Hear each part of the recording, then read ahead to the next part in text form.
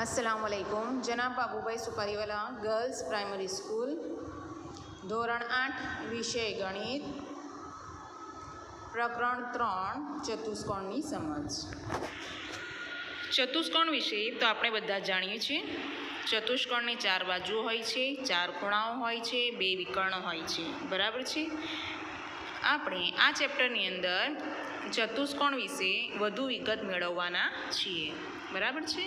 સૌપ્રથમ આપણે જોઈ લઈએ બહુકોણ કોને કહેવાય। બહુકોણની વ્યાખ્યા છે ફક્ત રેખાખંડથી બનતા સાદા બંધ વક્રને બહુકોણ કહે છે, બરાબર। આપણે આ અગાઉ જે બ્રિજ કોર્સની શરૂઆત કરી હતી ત્યારે સ્ટાર્ટિંગની અંદર પણ આપણે જોઈ જ ગયા હતા, બરાબર। બહુકોણ કોને કહેવાય કે ફક્ત રેખાખંડથી બનતા સાદા બંધ વક્રને બહુકોણ કહે છે। જો અહીં આપણે જોઈ શકીએ છીએ, અહીં આપણને કેટલાક બહુકોણ આપ્યા છે, બરાબર। એટલે જે વક્ર આપ્યા છે તે બહુકોણ છે। તે કેવા હોવા જોઈએ? સાદો બંધ વક્ર હોય તો તે બહુકોણ કહેવાય। ફક્ત રેખાખંડથી તૈયાર થયેલો હોવો જોઈએ, બરાબર છે। ચાલો અહીં જોઈએ, અહીં આપણને જોવા મળે છે કેટલાક ઉદાહરણ। અહીં જે છે વક્ર જે બહુકોણ નથી, કેમ કે અહીંયા રેખાખંડો તો દેખાય છે પણ તે બંધ નથી, બરાબર। તે ખુલ્લા છે। જો અહીં આપણે જોઈ શકીએ છીએ, અહીં ખુલ્લા ભાગ દેખાય છે, જેથી આપણે કહી શકીશું કે અહીં આપેલ જે આકૃતિઓ છે તે બહુકોણ નથી। અહીં આપણને પહેલી 3 આકૃતિ છે તે બહુકોણ દેખાય છે, કેમ કે તે ફક્ત રેખાખંડથી બનેલી સાદી બંધ વક્ર છે। સાદો બંધ વક્ર હોય તો તેને આપણે બહુકોણ તરીકે ઓળખીએ છીએ, બરાબર છે। ચાલો હવે આગળ જોઈએ બહુકોણનું વર્ગીકરણ। આપણે બહુકોણનું વર્ગીકરણ તેની બાજુઓ અથવા શિરોબિંદુઓની સંખ્યાને આધારે કરી શકીએ છીએ। બાજુઓ અથવા શિરોબિંદુઓની સંખ્યા આપણને જો 3 આપી હોય તો જો 3 બાજુઓ હોય તો આપણે તેને ત્રિકોણ તરીકે ઓળખીએ છીએ અને તેની આકૃતિ આપણે આ પ્રમાણે દોરી શકીએ છીએ। એ જ રીતે જો 4 બાજુઓ હોય તો તેને આપણે ચતુષ્કોણ તરીકે ઓળખીએ છીએ અને તેની આકૃતિ પણ કંઈક આ પ્રમાણે આપણને મળે છે। એ જ રીતે જો 5 બાજુઓ 5 શિરોબિંદુઓ હોય તો તેને આપણે પંચકોણ તરીકે ઓળખીએ છીએ, તેની આકૃતિ આ પ્રમાણે આવે છે। એ જ રીતે 6 બાજુઓ હોય 6 શિરોબિંદુ હોય તો તેને આપણે ષટકોણ તરીકે ઓળખીએ। 7 બાજુ અથવા 7 શિરોબિંદુ હોય તો તેને આપણે સપ્તકોણ કહેવાય। 8 બાજુ અને 8 શિરોબિંદુ હોય તો તેને આપણે અષ્ટકોણ તરીકે ઓળખીશું। 9 બાજુ તો 9 કોણ, 10 હોય તો 10 કોણ। એ જ રીતે આપણે આગળ વધતા જઈશું, જો n બાજુઓ હોય તો તે n કોણ તરીકે ઓળખી શકાય, બરાબર। એટલે જો 3 બાજુઓ હોય તો એને આપણે ત્રિકોણ તરીકે ઓળખીએ, બરાબર છે, એ આપણે બધા જાણીએ છીએ। 4 હોય તો ચતુષ્કોણ તરીકે આપણે તેને ઓળખીએ છીએ। પણ આ રીતે જો તેની સંખ્યામાં જો વધારો થતો જાય અને જો n બાજુ હોય અથવા તો n શિરોબિંદુ હોય તો તેને આપણે શું કહીશું? n કોણ તરીકે ઓળખીશું, બરાબર છે। ચાલો આ આપણે બરાબર સમજીને યાદ કરવાનું રહેશે, બરાબર છે। હવે આપણે જોઈએ વિકર્ણ કોને કહેવાય। બહુકોણનો વિકર્ણ એ ક્રમિક ન હોય તેવા શિરોબિંદુઓને જોડવાથી મળતો રેખાખંડ છે। જો અહીં આપણે બહુકોણનો કોઈ વિકર્ણ છે એ ક્રમિક ન હોય, એટલે કે અહીં જો આપણને એક લંબચોરસ બતાવ્યો છે, લંબચોરસની અંદર SRQP શિરોબિંદુ બતાવવામાં આવ્યા છે અને તેના વિકર્ણો જે આપણે તૂટક રેખા વડે અહીં દર્શાવવામાં આવ્યા છે તેને આપણે વિકર્ણ તરીકે ઓળખીશું। જો ક્રમિક ન હોય તેવા શિરોબિંદુઓને જોડવાથી, બરાબર, એટલે કે અહીં S પછી તરત આવતો શિરોબિંદુ કયું છે? R છે, પણ ક્રમિક ન હોય તેવા, એટલે S Rને છોડી દઈશું અને Q, અને આ બંનેને જોડતો જે રેખાખંડ છે, બરાબર છે, તેને આપણે વિકર્ણ તરીકે ઓળખીશું। એટલે ક્રમિક ન હોય તેવા શિરોબિંદુઓને જોડવાથી મળતો રેખાખંડ હોય તો તેને આપણે વિકર્ણ તરીકે ઓળખીશું। અહીં આપણને બીજી આકૃતિ પંચકોણની આપેલ છે, તેની અંદર પણ આપણે જોઈ શકીએ છીએ। જુઓ અહીં EDC એ પ્રમાણે નામ આપણે દર્શાવી શકીએ અથવા તો ABCDE એ પ્રમાણે આપણે નામ નિર્દેશ કરી શકીએ છીએ। તો અહીં આપણને ABCDE આપેલ છે તો એ પછી B નહીં લઈએ પણ C લઈએ તો A અને C ને જોડતો જે રેખાખંડ છે તો એ વિકર્ણ આપણને AC મળે છે। એ જ રીતે આપણે B થી શરૂઆત કરીએ તો B પછી C ને નહીં લઈએ અને D ને લઈએ, એટલે ક્રમિક નથી, બરાબર. તો બી અને ડીને જોડતો જે રેખાખંડ છે એ રેખાખંડ બીડી જે આપણને વિકર્ણ તરીકે અહીં મળે છે. બરાબર છે. એટલે ક્રમિક ન હોય તેવા શિરોબિંદુઓને જોડવાથી મળતો રેખાખંડ એટલે તેને આપણે શું કહીશું? વિકર્ણ. એ જ રીતે અહીંયા આપણને એક ત્રિકોણ અંતર્મુખ બતાવ્યો છે, તેને આપણે તેના શિરોબિંદુઓને જોડીશું તો પણ આપણને અહીં તેના વિકર્ણો મળશે. બરાબર છે.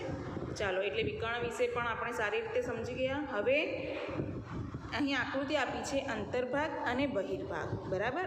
અહીં આપણે એક સમતલની અંદર એક આકૃતિ બતાવવામાં આવી છે, જે અંદરનો ગાઢ ભાગ આપણને જોવા મળે છે તેને આપણે અંદરનો ભાગ તરીકે ઓળખીશું, અને જે એનો ચોક્કસ જે બાઉન્ડ્રી બતાવી છે એનો બહારનો જે ભાગ છે તેને આપણે બહિર્ભાગ તરીકે ઓળખીશું. એટલે અંદરનો ભાગ અને બહારનો ભાગ જેને આપણે બહિર્ભાગ તરીકે ઓળખીશું. બરાબર છે. એટલે અંતર્ભાગ કોને કહેવાય તે સમજ પડી, બહિર્ભાગ કોને કહેવાય તે પણ સમજ પડી ગઈ. બરાબર છે. એનાથી આગળ આપણે જોઈએ. હવે આવે છે બહિર્મુખ બહુકોણ અને અંતર્મુખ બહુકોણ. જુઓ, અહીં આપણને નામ પરથી બહિર્મુખ એટલે એના મુખ બહારની બાજુએ હશે તો તેને આપણે બહિર્મુખ તરીકે ઓળખીશું, અને અંતર્મુખ એટલે એના મુખ અંદરની તરફ હશે તો તેને આપણે અંતર્મુખ બહુકોણ તરીકે ઓળખીશું. અહીં આપણને કેટલાક ઉદાહરણ આપ્યા છે બહિર્મુખ બહુકોણ અને અંતર્મુખ બહુકોણના. જુઓ, અહીં આપણે જોઈ શકીએ છીએ કે અહીં જે રેખાખંડો વડે બનેલી આકૃતિ છે, બરાબર છે, તો આ રેખાખંડો અહીં આપણે જોઈ શકીએ છીએ એનો મુખ બહારની બાજુ આપણને જોવા મળે છે. તેથી આપણે કહી શકીશું કે અહીં આપેલ જે આકૃતિ છે તે બહિર્મુખ બહુકોણની છે. બરાબર છે. તો અહીંયા આપણે વિવિધ પ્રકારની આકૃતિઓ બતાવી છે. સમલંબ ચતુષ્કોણ છે, ચતુષ્કોણ છે, ષષ્ઠકોણ છે. બરાબર છે. એ જ રીતે અહીં બાકીના જે ઉદાહરણ છે તે અંતર્મુખ બહુકોણના આપેલા છે. તેની અંદર આપણે જોઈ શકીએ છીએ એના મુખ અંદરની બાજુએ હોય છે, જેને આપણે અંતર્મુખ બહુકોણ તરીકે ઓળખીશું. બરાબર છે. હવે આવે છે નિયમિત અને અનિયમિત બહુકોણ. અહીં આપણે જોઈ શકીએ છીએ નિયમિત બહુકોણની અંદર બધી બાજુઓના માપ અને ખૂણાઓના માપ કેવા હોય છે? સરખા હોય છે, જેને આપણે નિયમિત બહુકોણ તરીકે ઓળખીશું.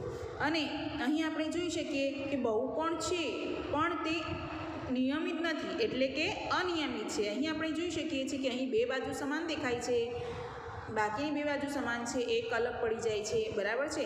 એટલે બાજુઓ અહીં આપણને સમાન મળતી નથી. એ જ ઉપરાંત ખૂણાઓના માપ પણ જુદા જુદા મળે છે, જેથી આપણે કહી શકીશું કે અહીં આપેલ જે બહુકોણ છે, આકૃતિ છે તે બહુકોણ છે પણ કેવી છે? અનિયમિત છે. બરાબર છે. અને અહીં આપણને કેટલીક આકૃતિ આપી છે જે બહુકોણ પણ છે અને નિયમિત પણ છે, એટલે આપણે એને શું કહીશું? નિયમિત બહુકોણ તરીકે ઓળખીશું. સમજાય છે? ચાલો, એનાથી આગળ હવે આપણે સ્વાધ્યાય 3.1ની શરૂઆત કરીએ. આપણો પ્રશ્ન છે, અહીં આપણને કેટલીક આકૃતિઓ આપેલ છે, એ પ્રત્યેકનું નીચે દર્શાવેલ આધાર પ્રમાણે વર્ગીકરણ કરવાનું છે. જો અહીં આપણને પહેલી આકૃતિ આપેલ છે તે આપણને શેની દેખાય છે તે જોવાનું છે. તો અહીં આપણને જે જુદા જુદા પ્રકારની 8 આકૃતિઓ આપી છે, તો સૌપ્રથમ આપણે તેમાંથી સરળ વક્ર કયા કયા છે તેના નંબર નોંધી લઈએ. તો પહેલી જોઈએ આપણે સરળ વક્ર. અહીં પહેલી આકૃતિ છે તે સરળ વક્ર છે. બરાબર છે. બીજી આકૃતિ છે તે પણ સરળ વક્ર છે. એ જ પ્રમાણે આ તો વક્ર કહેવાય તેમ નથી. બરાબર છે. ચોથી પણ નથી. 5 નંબરની જે છે એ સરળ વક્ર છે. 6 નંબર સરળ વક્ર છે. એ જ રીતે 7 જે છે એ પણ સરળ વક્ર છે. બરાબર છે. હવે શું છે એના પછી જુઓ, સરળ બંધ વક્ર. બંધ સરળ પણ હોય અને બંધ પણ હોય તેવી આકૃતિ આપણે જોઈએ તો સરળ પણ છે અને બધી બાજુએથી બંધ છે. બરાબર. તો એથી આપણે કહી શકીએ 1 નંબરની આકૃતિ, 2 નંબરની આકૃતિ. બરાબર છે. પછી જોઈએ તો 5 નંબર, 6 નંબર અને 7 નંબરની જે આકૃતિ છે તે સરળ બંધ વક્ર છે. બરાબર છે. હવે એના પછી છે બહુકોણ. બહુકોણની વ્યાખ્યા આપણે હમણાં જ જોઈ ગયા છીએ કે તે બંધ હોવી જોઈએ અને ફક્ત રેખાખંડો વડે બનેલી હોવી જોઈએ. તો તેને આપણે શું કહીશું? બહુકોણ. તો અહીં આપણે આકૃતિની અંદર જોઈ શકીશું ફક્ત 1 નંબરની આકૃતિ અને 2 નંબરની આકૃતિ રેખાખંડથી બનેલી છે અને સાથે સાથે બંધ પણ છે. તેથી આપણે તેને બહુકોણ તરીકે લઈશું. એ જ રીતે હવે જુઓ બહિર્મુખ બહુકોણ. બહિર્મુખ એટલે બહારની બાજુ હોય તેવો બહુકોણ કયો છે? હમણાં જ આપણે જોઈ ગયા છીએ, બરાબર. તો ફક્ત 2 નંબરની જે આકૃતિ છે તે બહુકોણની છે. એ પણ કયા પ્રકારના? બહિર્મુખ બહુકોણની, બરાબર છે. ચાલો હવે છે અંતર્મુખ બહુકોણ. અંતર્મુખ એટલે અંદરની બાજુએ મુખ હોય તેવી આકૃતિ કઈ આપણને જોવા મળે છે? તો આકૃતિ નંબર 1 જે છે તે અંતર્મુખ બહુકોણની છે. સમજાય છે? ચાલો હવે એનાથી આગળ આપણે પ્રશ્ન 2 ની ચર્ચા કરીએ. નીચે દર્શાવેલ પ્રત્યેકને કેટલા વિકર્ણ છે તે જણાવો. અહીં આપણને પહેલું આપ્યું છે બહિર્મુખ ચતુષ્કોણ, નિયમિત ષટકોણ અને ત્રિકોણ. જુઓ ચતુષ્કોણ છે એટલે અહીંયા આપણને કેટલી બાજુઓ મળશે? હમણાં આપણે જોઈ ગયા ચતુષ્કોણમાં કેટલી બાજુઓ હોય? 4 બાજુ હોય. ષટકોણ છે તો બાજુઓની સંખ્યા કેટલી હશે? 6 હશે. અને ત્રિકોણની અંદર બાજુઓની સંખ્યા કેટલી હશે? 3 હશે, બરાબર. ષટકોણની અંદર 6, ત્રિકોણની અંદર 3 મળશે, બરાબર. તો સૌપ્રથમ આપણે તેના વિકર્ણોની સંખ્યા શોધવા માટેનું સૂત્ર જાણી લઈએ. તો n બાજુવાળા બહુકોણના વિકર્ણોની સંખ્યા શોધવા માટેનું સૂત્ર છે n કૌંસમાં n - 1/2 - n. હવે અહીંયા આપણે એને સાદુરૂપ આપીએ તો n² ઓછા n ઓછા અહીંયા 2 લસા લઈશું તો 2n આવશે. એટલે અહીંયા આપણને શું પદ મળશે? n² ઓછા n ઓછા 2n/2.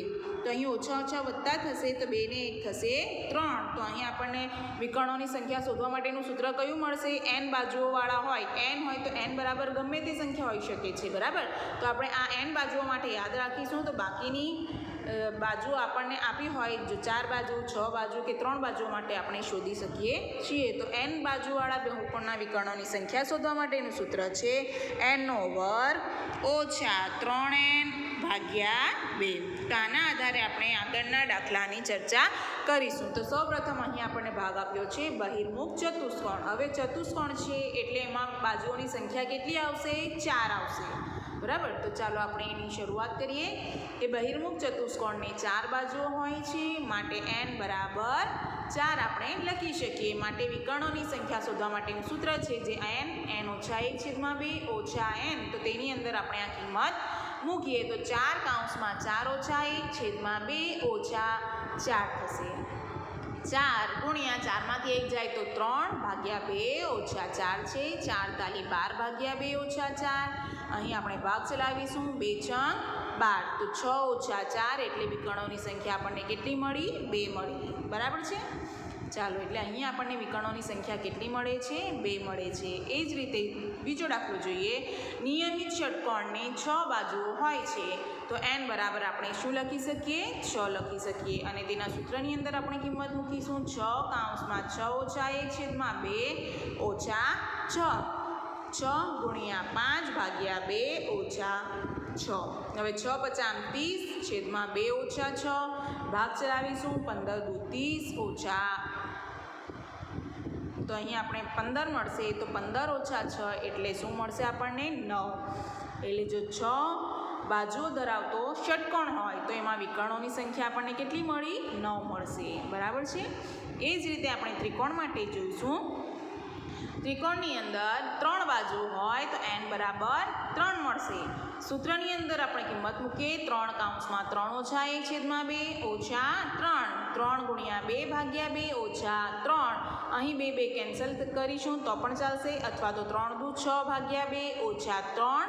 ભાગ ચલાવીશું. 2 તાલી 6 તો 3 ઓછા 3.